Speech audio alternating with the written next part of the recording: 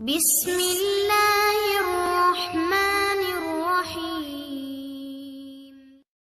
السلام علیکم ناظرین، کیسے ہیں آپ سب؟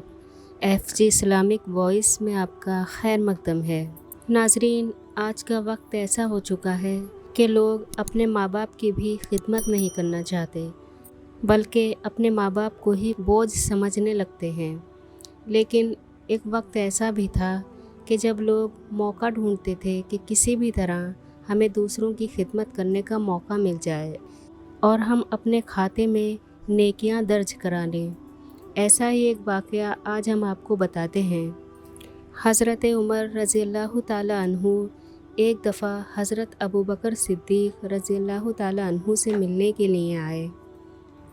حضرت عمر فاروق نے دیکھا کہ صدیق اکبر کے پاس کچھ ایسے لوگوں کے نام لکھے ہوئے ہیں جو معذور ہوتے ہیں، یا بوڑھی عورتیں اور بیوائیں عورتیں، اور ان کے سامنے ان لوگوں کے ایڈریس بھی لکھے ہوئے ہیں، اور یہ بھی لکھا ہوا ہے کہ ان لوگوں کی خدمت کس نے اپنے ذمے لی ہے۔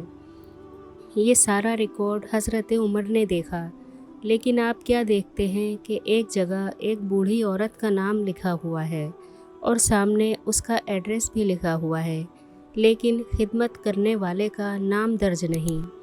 تو حضرت عمر رضی اللہ تعالیٰ عنہ نے اپنے دل میں سوچا کہ اس عورت کی خدمت میں اپنے ذمے لیتا ہوں۔ چنانچہ اگلے دن فجر کی نماز پڑھی اور نماز پڑھنے کے بعد سیدھے اس بڑھیا کے گھر گئے۔ جب آپ اس بڑھیا کے گھر پہنچے تو آپ نے دروازہ کھٹکھٹایا۔ بڑھیا نے اندر سے پوچھا کہ کون؟ حضرت عمر نے جواب دیا کہ میں آپ کی خدمت کرنے کے لیے آیا ہوں، کوئی کام ہو تو بتائیے۔ اس وقت 2 کام ہوتے تھے، گھر کی صفائی اور باہر سے پانی بھر کر اندر پہنچا دینا، باقی کام تو گھر والے خود ہی کر لیا کرتے تھے۔ اندر سے بڑھیا نے جواب دیا کہ کوئی آ گیا تھا، وہ میرے گھر کے کام کر کے چلا گیا۔ حضرت عمر رضی اللہ تعالیٰ عنہ نے پوچھا کہ جو آپ کا کام کر کے چلا گیا وہ کب سے آ رہا ہے؟ بڑھیا نے اندر سے جواب دیا کہ مدتوں سے آ رہا ہے۔ حضرت عمر نے پوچھا کہ اس کا نام کیا ہے؟ تو بوڑھی عورت کہنے لگی کہ نہ میں نے کبھی پوچھا، نہ اس نے کبھی اپنا نام بتایا۔ وہ آ کر دروازے پر دستک دے کر کہتا ہے کہ پردہ کر لیں، اور پھر میں اندر چلی جاتی ہوں۔ وہ کام سمیٹ کے جب جاتا ہے تو دروازے پہ دستک کر کے مجھے بتا جاتا ہے میں جا رہا ہوں، اور پھر میں باہر آ جاتی ہوں۔ نہ میں نے کبھی اس کی شکل دیکھی، نہ میں نے کبھی نام پوچھا۔ بوڑھی عورت کا یہ جواب سن کر حضرت عمر رضی اللہ تعالیٰ عنہ بڑے حیران ہوئے کہ یہ کون بندہ ہے۔ چنانچہ اگلے دن تہجد کی نماز پڑھنے کے بعد آپ بڑھیا کے گھر پہنچ گئے، لیکن اس دن بھی حضرت عمر کے تشریف لانے سے پہلے ہی اس عورت کے تمام کام مکمل ہو چکے تھے۔ لیکن وہ بھی حضرت عمر بن خطاب تھے، کہنے لگے بہت اچھا، اور اگلے دن عشاء کی نماز پڑھی اور نماز پڑھ کر اس بوڑھی عورت کے گھر کے قریب راستے میں ہی بیٹھ گئے اور سوچا کہ ذرا میں اس بندے کو تو دیکھوں کہ جو رات کے اندھیرے میں آ کر اس طرح کام کرتا ہے کہ کسی کو پتہ ہی نہیں چلتا۔ جب گہری رات ہو گئی، اندھیرا چھا گیا، لوگ گہری نیند کی آغوش میں چلے گئے، تو حضرت عمر رضی اللہ تعالیٰ عنہ کیا دیکھتے ہیں کہ کوئی اللہ کا بندہ آہستہ آہستہ قدموں سے چلتا آ رہا ہے، اتنا آہستہ کہ وہ چاہتا ہے کہ میرے قدم اٹھا کر رکھنے سے زمین کو بھی تکلیف نہ پہنچے۔ تو حضرت عمر بڑے حیران ہوئے اور قریب آنے پر پوچھا کہ تو کون ہے؟ تو جانتے ہیں کہ حضرت عمر کے اس سوال کا کیا جواب ملا؟ جواب میں امیر المومنین صدیق اکبر کی آواز آئی، میں ابو بکر ہوں۔ حضرت عمر نے پوچھا کہ امیر المومنین، اس بڑھیا کا کام آپ رات کو آ کر کرتے ہیں؟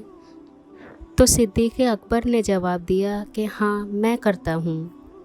حضرت عمر رضی اللہ تعالیٰ عنہ نے دیکھا کہ امیر المومنین تو ننگے پاؤں چل رہے تھے، جوتا بھی نہیں تھا، تو پوچھا امیر المومنین آپ نے جوتا کیوں نہیں پہنا؟ تو جواب میں حضرت ابو بکر صدیق رضی اللہ تعالیٰ عنہ نے فرمایا کہ میں جوتے گھر میں اتار کر آیا ہوں، اس وجہ سے کہ رات ہے، لوگ سوئے ہوئے ہیں، ایسا نہ ہو کہ میں گلی میں چلوں اور قدموں کی آہٹ سے کسی سونے والے کی نیند میں خلل آ جائے۔